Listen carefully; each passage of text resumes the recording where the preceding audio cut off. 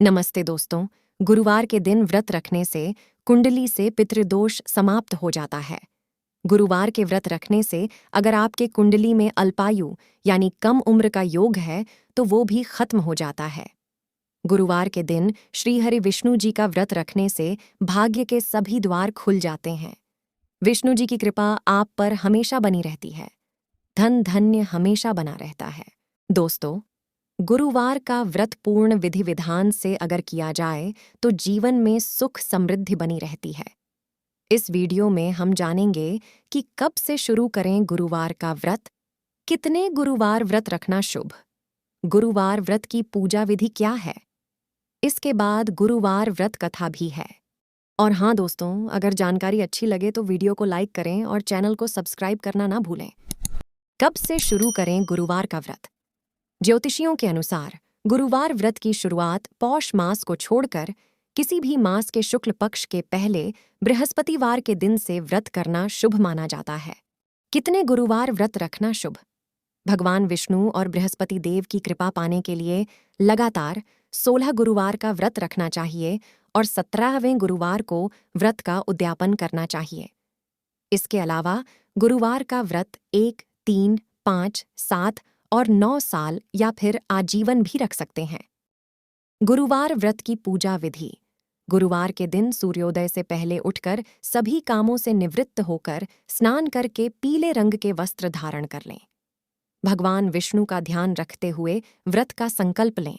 भगवान बृहस्पति देव की विधि विधान से पूजा करें। भगवान को पीले फूल, पीले चंदन के साथ पीले रंग का भोग लगाएं। आप चाहे तो भोग में चने की दाल और गुड़ ले सकते हैं। इसके बाद धूप, दीप आदि जलाकर बृहस्पति देव के व्रत कथा का पाठ कर लें। इसके बाद विधिवत तरीके से आरती करके भूल चूक के लिए माफी मांग लें। केले की जड़ में जल अर्पण करने के साथ भोग आदि लगाएं। फिर दिन भर फलाहार व्रत रखें और शाम को पीले रंग का भोजन ग्रहण कर लें। आइए जानते हैं गुरुवार व्रत कथा के बारे में।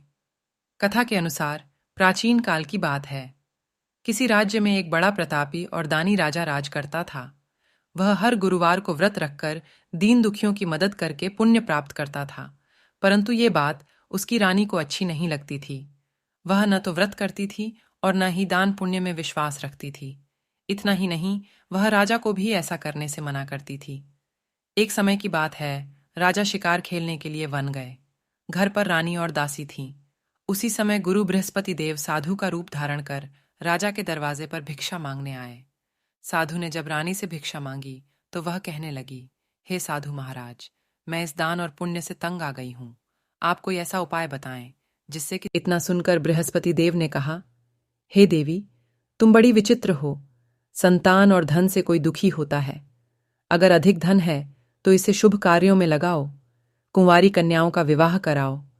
विद्यालय और बाग बगीचे का निर्माण कराओ, जिससे तुम्हारे दोनों लोग सुधरें। परंतु साधु की इन बातों से रानी को खुशी नहीं हुई। उसने कहा कि मुझे ऐसे धन की आवश्यकता नहीं है जिसे मैं दान दूं और जिसे संभालने में मेरा सारा समय नष्ट हो जाए। तब साधु ने कहा, अगर तुम्हारी ऐसी इच्छा है तो मैं जैसा तुम्हें बताता हूं तुम वैसा ही करना।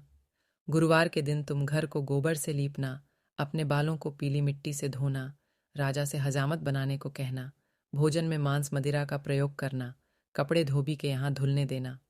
इस प्रकार 7 बृहस्पतिवार करने से तुम्हारा समस्त धन नष्ट हो जाएगा। इतना कहकर साधु के रूप में बृहस्पति देव अंतर ध्यान हो गए।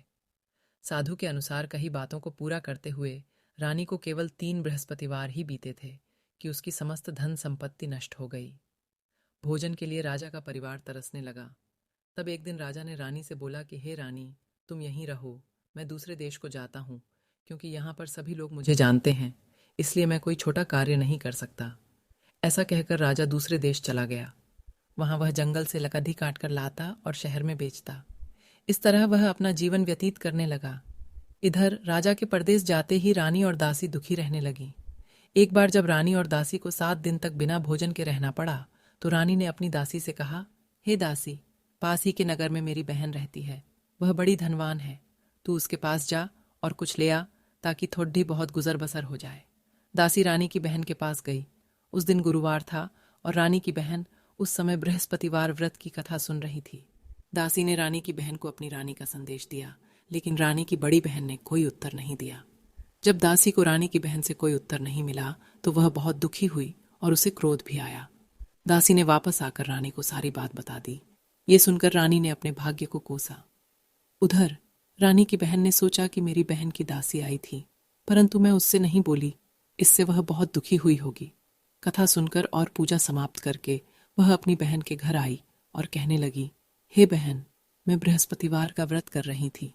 तुम्हारी दासी मेरे घर आई थी, परंतु जब तक कथा होती है तब तक न तो उठते हैं और न ही बोलते हैं, इसलिए मैं नहीं बोली। बताओ दासी क्यों आई थी? रानी बोली, बहन, तुमसे क्या छिपाऊं, हमारे घर में खाने तक को अनाज नहीं है। ऐसा कहते कहते रानी की आंखें भर आईं। उसने दासी समेत पिछले 7 दिनों से भूखे रहने की पूरी बात अपनी बहन को बता दी। रानी की बहन बोली, देखो बहन, भगवान बृहस्पति देव सबकी मनोकामना को पूर्ण करते हैं। देखो, शायद तुम्हारे घर में अनाज रखा हो। पहले तो रानी को विश्वास नहीं हुआ, पर बहन के आग्रह करने पर उसने अपनी दासी को अंदर भेजा तो उसे सचमुच अनाज से भरा एक घड़ियच्छा मिल गया। ये देखकर दासी को बड़ी हैरानी हुई। दासी रानी से कहने लगी, हे रानी, जब हमको भोजन नहीं मिलता तो हम व्रत ही तो करते हैं, इसलिए क्यों न इनसे व्रत और कथा की विधि पूछ ली जाए ताकि हम भी व्रत कर सकें। तब रानी ने अपनी बहन से बृहस्पतिवार व्रत के बारे में पूछा। उसकी बहन ने बताया, बृहस्पतिवार के व्रत में चने की दाल और मुनक्का केले की जड़ में अर्पित करें तथा दीपक जलाएं, व्रत कथा सुनें और पीला भोजन ही करें। इससे बृहस्पति देव और भगवान विष्णु प्रसन्न होते हैं। व्रत और पूजा की विधि बताकर रानी की बहन अपने घर को लौट गई। 7 दिन के बाद जब गुरुवार आया तो रानी और दासी ने व्रत रखा। वह घुड़साल में जाकर चना और गुड़ लेकर आईं। फिर उससे केले की जड़ तथा विष्णु भगवान की पूजा की। अब पीला भोजन की चिंता को लेकर दोनों बहुत दुखी हुईं। चूंकि उन्होंने व्रत रखा था, इसलिए बृहस्पति देव उनसे प्रसन्न थे। वह एक साधारण व्यक्ति का रूप धारण कर 2 थालों में पीला भोजन दासी को दे गए। भोजन पाकर दासी प्रसन्न हुई और फिर रानी के साथ मिलकर भोजन ग्रहण किया। उसके बाद वह सभी गुरुवार को व्रत और पूजा करने लगी। बृहस्पति देव की कृपा से उनके पास फिर से धन संपत्ति आ गई, परंतु रानी फिर से पहले की तरह आलस्य करने लगी। तब दासी बोली, देखो रानी, तुम पहले भी इस प्रकार आलस्य करती थीं, तुम्हें धन रखने में कष्ट होता था, इस कारण सभी धन नष्ट हो गया, और अब जब देव बृहस्पति की कृपा से धन मिला है तो तुम्हें फिर से आलस्य होने लगा है।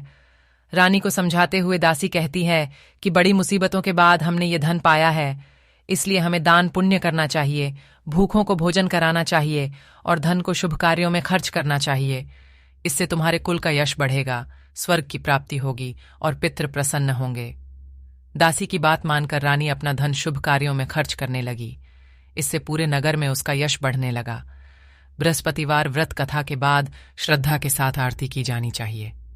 इसके बाद प्रसाद बांटकर उसे ग्रहण करना चाहिए।